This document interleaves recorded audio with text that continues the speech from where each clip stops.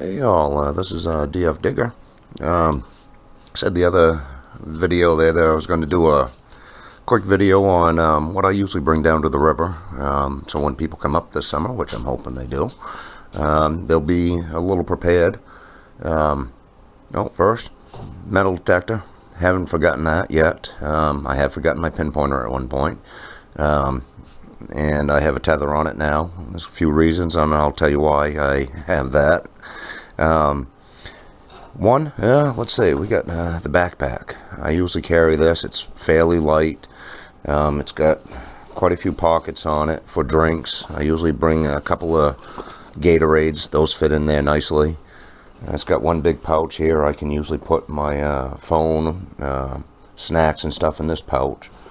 Then I've got the big compartment back here, which sometimes if I'm just using my little hand shovel, I can put my 2-foot shovel in there and zip it up so it's not dangling around every place.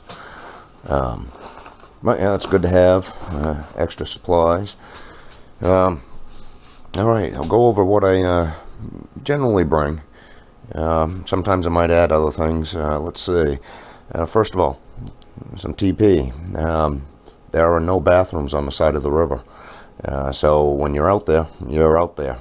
So make sure you have that. I usually bring my cell phone with me. Accidents happen. Knock on wood, not yet. But if I needed to get out, that's what I would use. Because once this summer I saw somebody in one part of the river. And that's a long river. So you really don't have any help when you get down there. So you want to make sure you have some way to get out if you need to. This here is a water-resistant Bluetooth speaker. I usually like to listen to some tunes. You probably heard them in the background on some of my videos. Yeah, when you're out there by yourself, yeah, it helps. Alright, let's see. I'll bring usually some snacks of different sorts, maybe a sandwich depending on how long I'm going to be out there. Batteries. I have the Treasure Pro takes 2 AA's and the pinpointer, everybody knows, takes a 9-volt. I usually have some of those with me. Hat.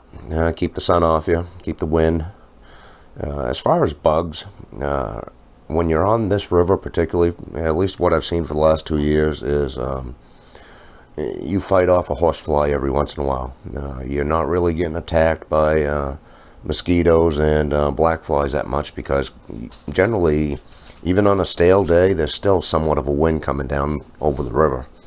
So yeah, that's usually pretty good. I do bring bug dope just in case.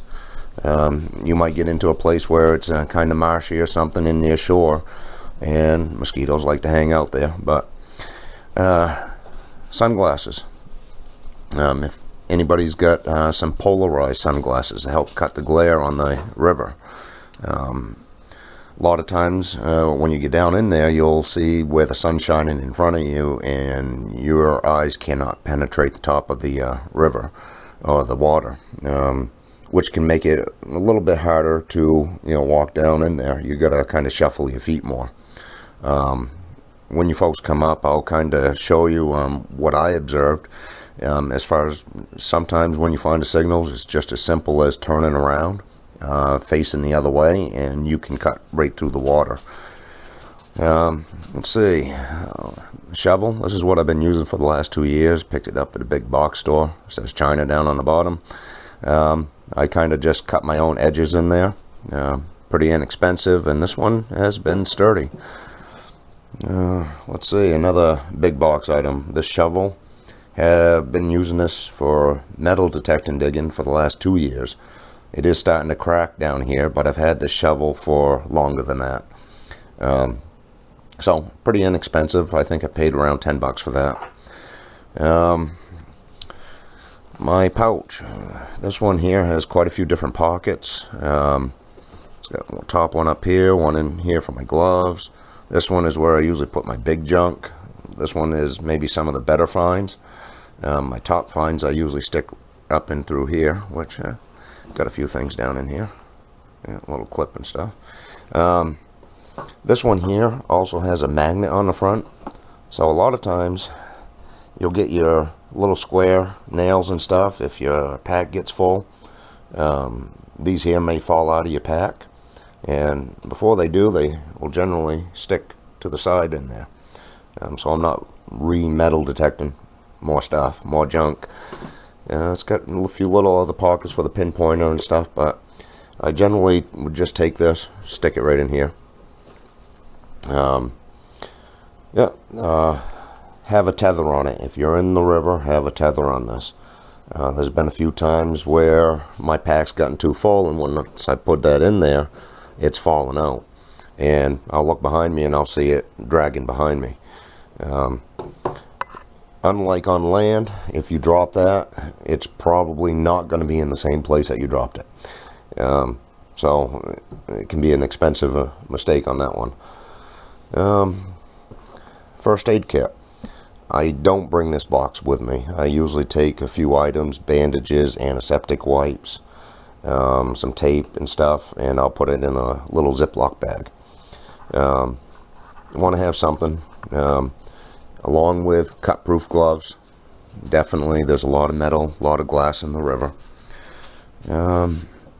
This little item here, I found this in the river, and it seems like left-handed or right-handed, this fits very comfortably in the palm. Being that the river is mostly ledge, I'm wondering if somebody formed this way in order to scrape in the crevices for gold, possibly back in the day. I do carry, I found coins and buttons and stuff that's been wedged right down in between there, and this here has been able to pick them out. So you'd want to bring up maybe like an awl or a flathead screwdriver or something that might be thin at the end. Let's see. These baggies double for something here. Let's see if I can do this. This white, this is going to shake a little bit here. This white is not completely waterproof. So if I'm down on the river and it's starting to rain, I don't mind rain. It's not going to bother me. What I can usually do is this here will fit right down over the head unit, and I can still see through it. Yeah, let me pull that down a little more. It's hard to do with one hand. But there we go. Something like that. And I can still use everything, can see everything, and I'm not going to get any water in the headphone jacks or in the speaker or anything if it's torrential downpour. Alright, last item. Waders. The first year I hunted, I ended up picking up 2 pair of like $20 waders. They were real cheap. They only had a stocking foot on them. They ended up ripping every time I'd kneel down. Depending on where you kneel down, you could rip your waders. These ones here are made of a fairly decent material. If the cat doesn't need them. They have sole bottoms, and it is a full boot. The first year, because those waders had leaked, my toes were always wet, drying, and they cracked, and it was a sore year. This past year, having these, didn't have that issue. Feet stay dry, you'll be good. I was in the Army, and that was one of the first lessons we learned, is keep your feet good. Also, having something of a boot that's going to go around at least your shins. You don't have to have waders, but I would suggest that you have something that's going to cover up your shin area. That first year, just wearing sneakers, I rubbed against some rocks, and it weren't even hard, and it was sore and swelled up for about 3 days. So when you guys come up, maybe some hiking boots, some cross type trainer boots or something. It's just going to make it a little easier.